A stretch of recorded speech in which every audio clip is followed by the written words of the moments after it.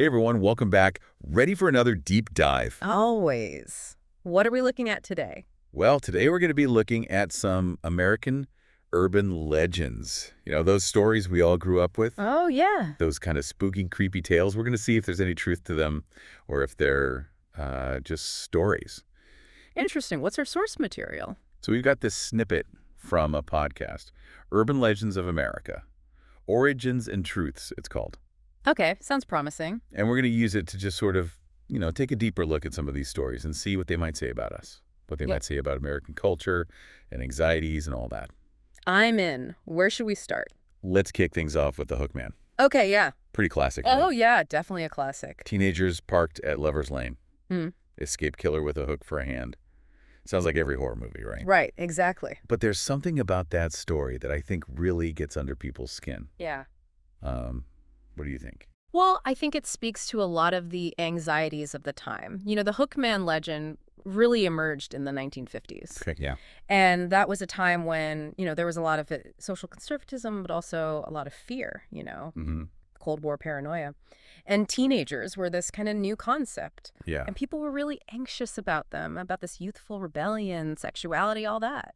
So this story was like a way to, control those anxieties. Yeah, I think so. I think it was a way to warn young people, warn them about what could happen if they strayed from societal norms. The hook, that image, it's so violent, it's disfiguring. Mm-hmm. And I think it's meant to represent those potential consequences, the consequences of breaking the rules. Yeah, and it makes you wonder, too, if it's not just about teenage rebellion, but maybe also about that Cold War fear. Oh, absolutely. Of, the other, that unknown enemy lurking out there. Yeah, the Hookman could definitely be seen as that faceless threat, that unseen danger that could strike at any moment. Even in your car, right? Like you're supposed to be safe in your car. Exactly. It really plays into that feeling of unease. Yeah. Okay, so speaking of unease, let's move on to another one that really creeps me out. The babysitter and the man upstairs. Ooh, yeah, that one's a classic too. It's just such a scary scenario, right? Yeah. You've got this babysitter, she's all alone, and then she starts getting these creepy phone calls from the man upstairs. And that question, have you checked the children? Oh, so creepy. So creepy. What do you think? What's going on there? Well, this one is really interesting because it really blurs that line between fiction and reality. Back in 1950, there's this case, this babysitter, Janet Crispin, she was murdered. Oh, wow. Yeah, and she had been getting these threatening calls from an intruder who was already inside the house. So the legend is based on that true crime. I think it definitely draws inspiration from cases like that. It takes that real life horror and it sort of amplifies it. And I think that's what makes it so effective. It makes us question our own safety, our own security. Yeah.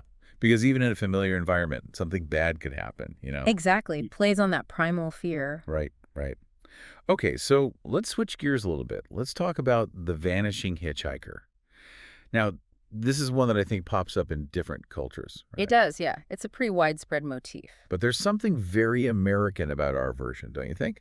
Absolutely. There's a unique twist to it. Yeah. So, the basic story is you pick up a hitchhiker, everything seems normal. Right. And then, poof. They're gone. Gone. Vanished. Yeah. Spooky, right. Definitely spooky. And the American version often connects this vanishing to cemeteries or sites of fatal accidents. Oh, yeah. So the hitchhiker's often a ghost. Exactly. Yeah. The ghost of someone who died tragically.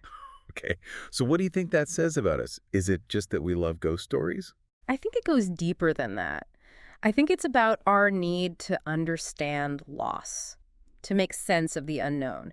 These stories provide an explanation. For those unexplained disappearances, yeah. Exactly. And it's almost like we're trying to connect with those who have passed on, to acknowledge their presence. Even in their absence. Right.